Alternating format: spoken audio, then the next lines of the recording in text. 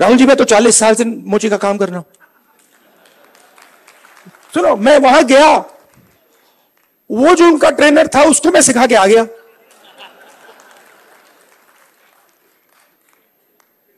तो बात क्या है, चाहे नाई हो, बढ़ई हो, प्लम्बर हो, धोबी हो, मोची हो, किसान हो, नॉलेज इनके हाथ में है, मगर सिस्टम इनसे कोई बात ही नहीं करता। सिस्टम दूसरे डायरेक्शन पे चल रहा है। आपने आईटीआई बना दी, हमारी सरकार ने बनाई, मगर उसका जो नॉलेज सिस्टम है उसका तो कोई कनेक्शन ही नहीं है। तो मैंने उनसे कहा, देखो मैं आपको बताता हूं, अगर आपने नाई ट्रेन करने हैं, मान लो आपने हिंदुस्तान में 10 लाख नाई ट्रेन करने हैं, आप हिंदुस्तान के नाइयों को पकड़ो और कहो भैया आप ट्रेन करो, 6 महीने में 10 लाख नाई आपके सामने आ जाएंगे और कोई ज्यादा पैसा भी नहीं लगेगा, मगर ना। तो हो क्या रहा है,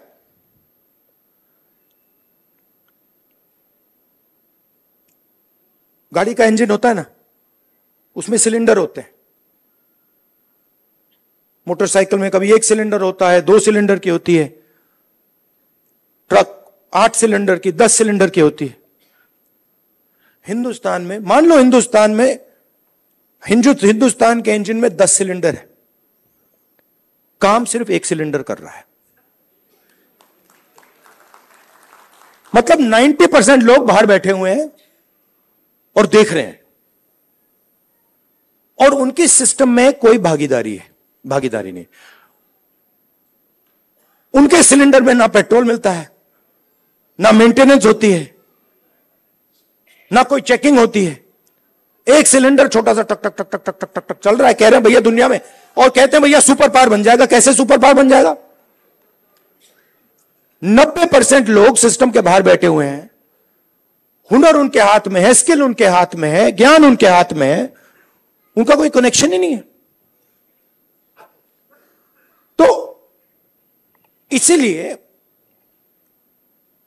हमने जाति जनगणना की बात उठाई है, और थोड़ा कंफ्यूजन है। देखिए, बीजेपी के लोग कह रहे हैं कि भैया देखो हम जाति जनगणना करेंगे, उसमें ओबीसी का सेक्शन दे देंगे। जाति जनगणना, सबसे पहले सिर्फ वहां ओबीसी लिखना का कोई मतलब नहीं है। अलग कम्युनिटीज हैं, हम हर कम्युनिटी की लिस्ट चाहते हैं, पहली बात। दूसरी बात, हमारे लिए यह सिर्फ सेंसस नहीं है, हमारे लिए यह पॉलिसी मेकिंग का फाउंडेशन है, मतलब नींव है।